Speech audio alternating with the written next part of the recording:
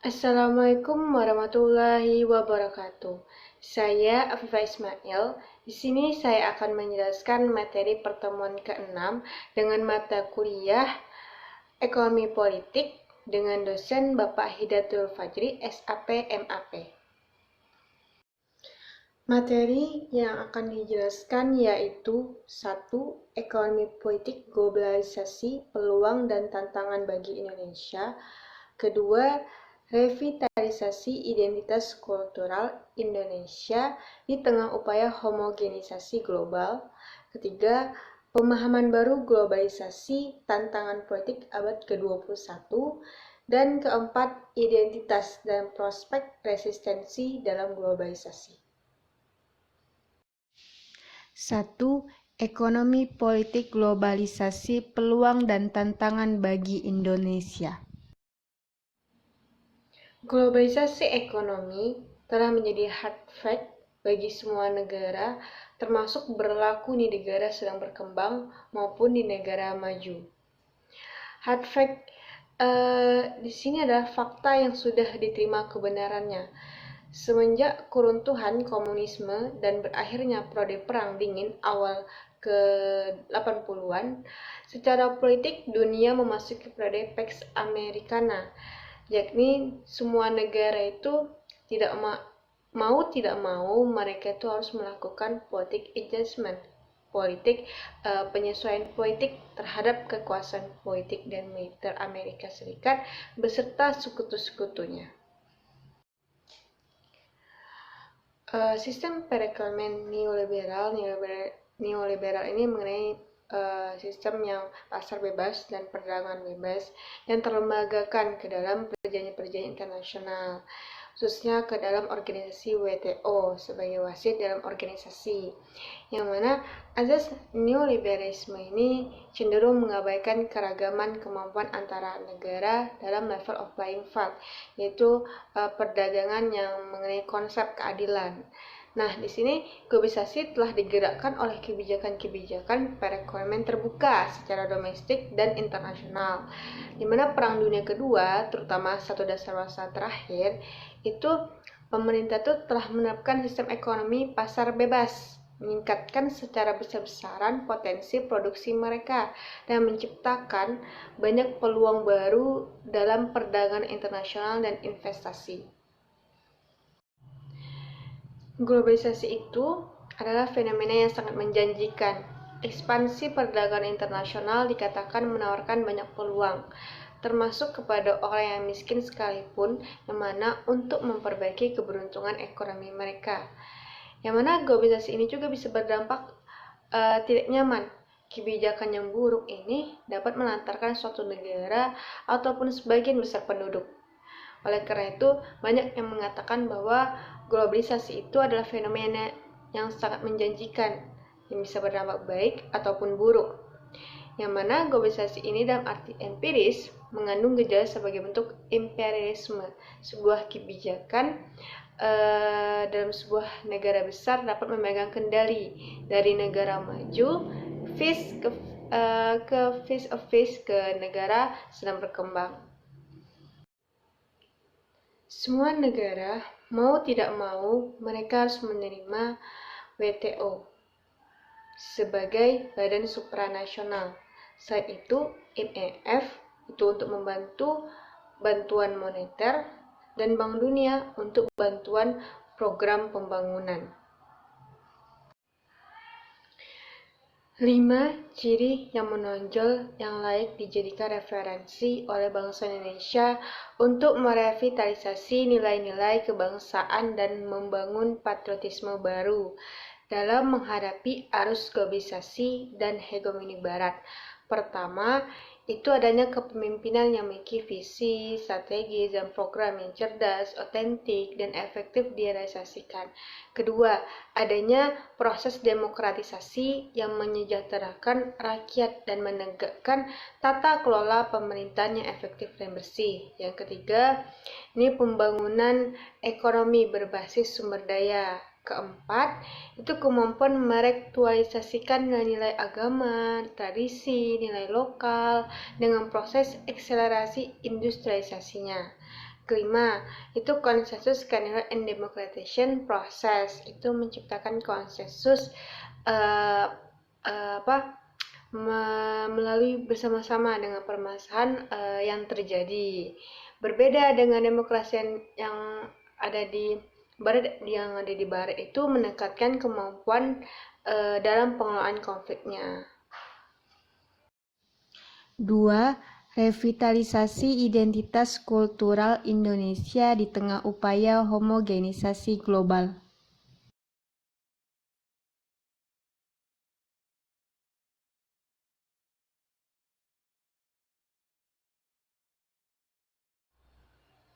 Proses globalisasi yang melanda seluruh negara di dunia pasca Perang Dingin telah mendorong peningkatan upaya homogenisasi dalam sistem internasional. Homogenisasi ini adalah upaya yang sudah tidak bisa dielakkan lagi.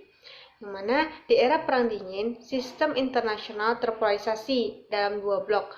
Blok Barat itu liberal yang dipimpin oleh Amerika Serikat dan blok Timur itu komunis yang dipimpin oleh Uni Soviet. Pada masa itu tidak ada sistem homogen karena dunia itu terbagi dalam negara-negara yang berhaluan liberal dan komunis. Namun setelah kejatuhan Uni Soviet pada 1990, itu kemudian Amerika Serikat itu sebagai satu-satunya negara adidaya dunia.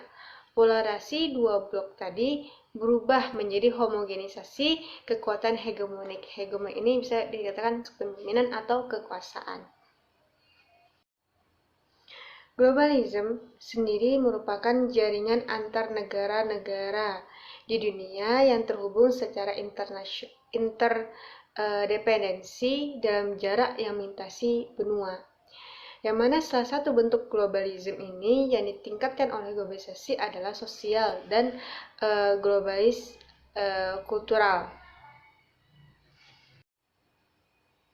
Di era kontemporer, Anthony McGill mengatakan globalisasi berkembang sebagai proses dengan 4 karakteristik, yaitu pertama, rentangan aktivitas ekonomi, sosial, dan politik melintasi batas-batas politik.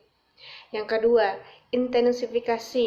Ini sebuah meningkatkan hasil produksi dan interkoneksitas di hampir semua aktivitas sosial, yaitu antara koneksi individu-individu maupun kelompok-kelompok dengan organisasi apapun. Ketiga, akselerasi proses dan interaksi global. Karena evolusi sistem transportasi dan komunikasi meningkatkan kecepatan pergerakan ide, berita, barang, informasi, modal, dan teknologi ke seluruh dunia. Keempat, itu peningkatan ekstensivitas, intensitas, dan kecepatan gerak interaksi global. Indonesia ini merupakan salah satu pasar potensial bagi pencapaian tujuan homogenisasi global. Karena sebagai negara berkembang, mereka yang tidak memiliki kompetitif tinggi dan posisi tawar setara dengan negara-negara maju, Indonesia itu menghadapi ancaman serius globalisasi terhadap identitas kultural. Menurut Saidi, proses homogenisasi ini sudah berlangsung sejak dimulainya era liberalisasi Indonesia pada zaman Presiden Soeharto. Sejak masa liberalisasi, budaya-budaya asing tadi masuk ke Indonesia sejalan dengan masuknya pengaruh-pengaruh lainnya. Nah, kondisi tadi yang Indonesia menghadapi budaya-budaya kultural dari adanya globalisasi ini tadi, kondisi itu memunculkan permasalahan pada melunturnya nilai-nilai identitas kultural. Bukti nyatanya dapat kita saksikan saat ini seperti gaya, bahasanya, gaya berpakaiannya, pola konsumsinya, dan teknologi informasi. Maka dikatakan tidak heran apabila identitas kultural Indonesia itu semakin memudar dari waktu ke waktu. Jati diri bangsa itu sebagai nilai identitas masyarakat harus dibangun secara kokoh dan diinternalisasi secara mendalam, maka pembangunan itu dijalankan harusnya melalui perangkat pendidikan dan perangkat hukum. Pendidikan itu melalui kurikulum yang ada dari SD, SMP, SMA, sampai kuliah. Dan perangkat hukum ini sebuah regulasi untuk melestarikan budaya kultural Indonesia. 3. Pemahaman baru globalisasi, tantangan politik abad ke-21.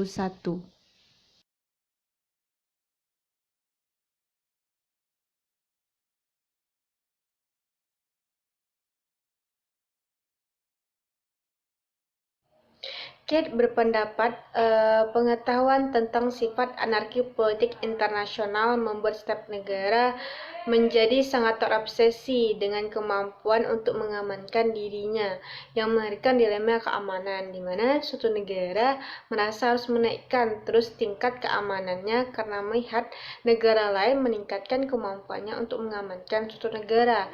Negara-negara miskin yang kemampuan keuangannya sangat terbatas tetap harus mereka mengambil tindakan yang sama, sekalipun mereka itu harus berhutang. Sejumlah besar anggaran negara itu telah dihabiskan oleh pemerintah negara miskin, negara-negara miskin tadi, gunanya meningkatkan kemampuan militer hingga menimbulkan apa yang disebut dengan underkonsumsi. Susan Strange mengatakan bahwa pusat kekuasaan cenderung beralih dari negara ke rejim internasional. Di area ini, aktor-aktor bukan negara memainkan peranan yang penting dalam menetapkan masa depan dunia. Hubungan-hubungan kekuasaan di sini tentukan bukan oleh hak-hak yang disahkan secara legal, melainkan oleh mulai dari mafia pasar sampai pada firma-firma dan lembaga-lembaga keuangan yang besar yang membentuk kemitraan legal secara lintas negara, yang mana wewenangnya itu mereka itu kerjasama. Itulah makanya dengan cara kerjasama mereka itu dapat negara-negara tersebut mempertahankan kekuasaannya. Hal ini tadi, pemahaman tadi tersebut, maka kekuasaan negara itu tidak berarti lenyap dengan naiknya kekuasaan agen-agen non-negara tadi yang memiliki kemampuan keuangan yang sangat besar dan bisa mengontrol pilihan-pilihan negara tadi.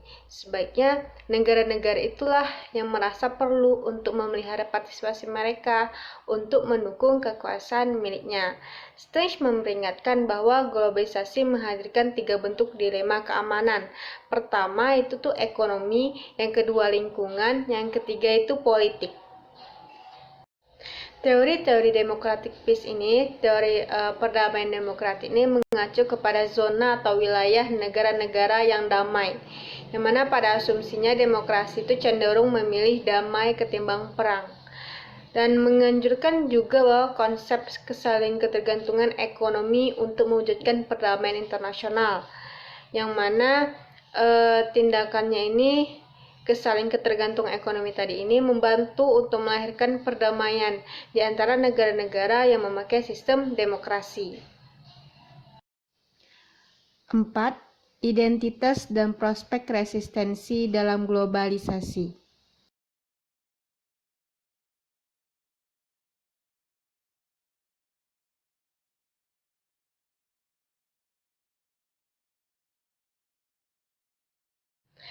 Era modern ini dibagi menjadi early modern, high modern, dan late modern. Pada masa early modern, pola resistensi masih belum begitu berbeda dibandingkan dengan era klasik, yang mana struktur sosial masyarakat itu masih bersifat agraria dan sedikit banyak masih dalam masa transisi dari sistem feodalisme menuju sistem negara. Yang pada masa early modern ini mengandalkan sabotase dalam bahan makanan, alat pertanian, dan terkait pajak tanah.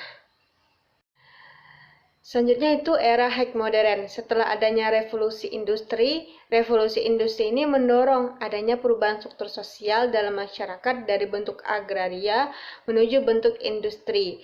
pada masa ini struktur sosial tuh dalam masyarakat terbagi menjadi dua kelas, yaitu kelas borjuis sebagai pemilik modal dan kelas proletar sebagai buruh. Yang mana strategi resistensi pada masa ini cenderung bersifat revolusioner dengan menggunakan jalan kekerasan. Yang terakhir itu disebut dengan postmodern, ditandai dengan pesatnya kemunculan aktor non-negara dalam melakukan resistensi. Kemunculan aktor-aktor non-negara tadi membawa identitas yang semakin bervariatif. Kemunculan berbagai macam latar belakang identitas tadi pada masa modern postmodern ini disebut dengan kaum kontemporis. Ada dua hal yang menyebabkan globalisasi itu mampu mengubah struktur kemasyarakatan, yaitu melalui identitas dan strategi resistensinya. Mana pertama, arus kapital yang semakin cepat dan mudah melintasi batas-batas kenegaraan. Yang kedua itu kemajuan teknologi informasi, terutama internet.